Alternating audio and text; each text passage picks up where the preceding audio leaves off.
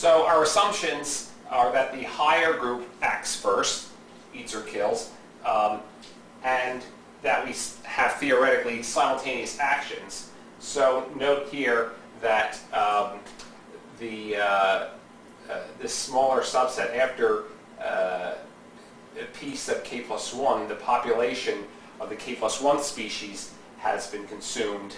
The population remaining then eats this portion of the kth species, and then what remains of the kth species, which is here in red, eats or kills this portion of the k minus 1 species.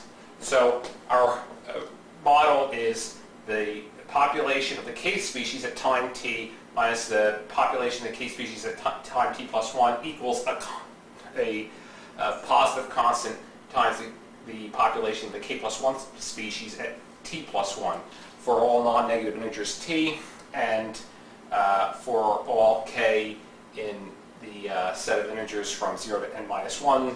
That's my own definition.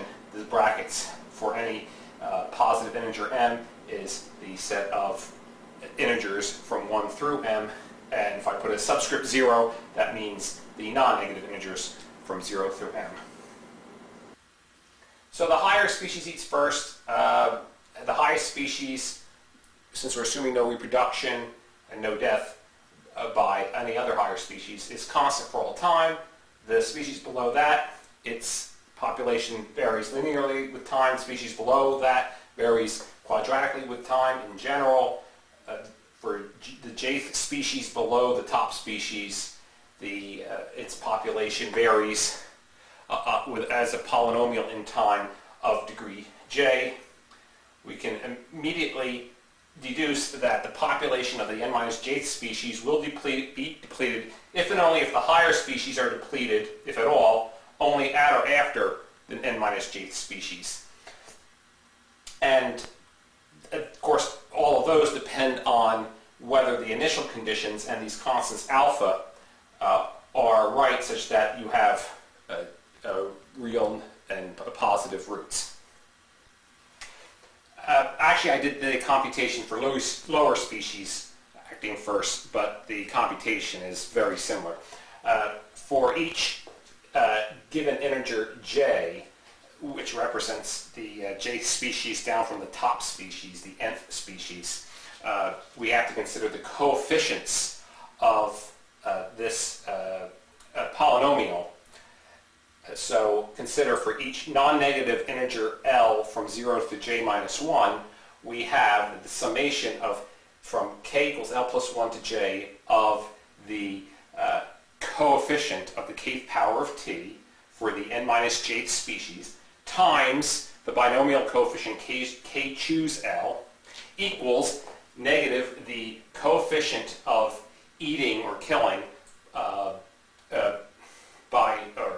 of the n minus jth species by the n minus j plus first species times the coefficient of the one higher species, the n minus j plus 1 species, but I put the I put the 1 here in parentheses to emphasize the recursive nature of this equation.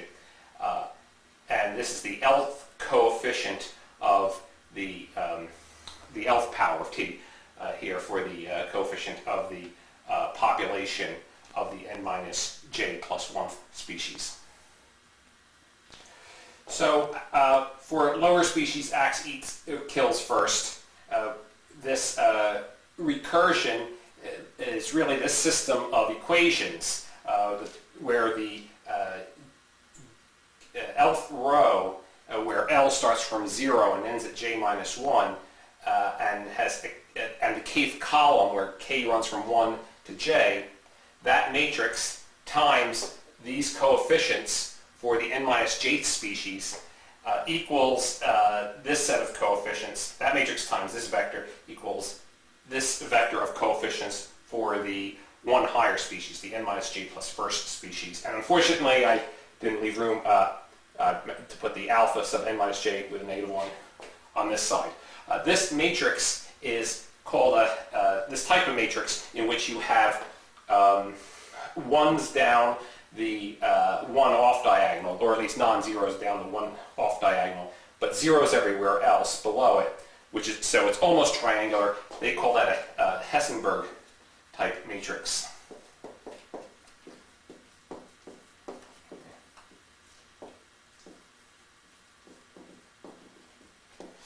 And its determinant, one can compute, is equal to 1. So we're going to solve this system of equations by Cramer's rule. And because its determinant is 1, it makes Cramer's rule have no denominators.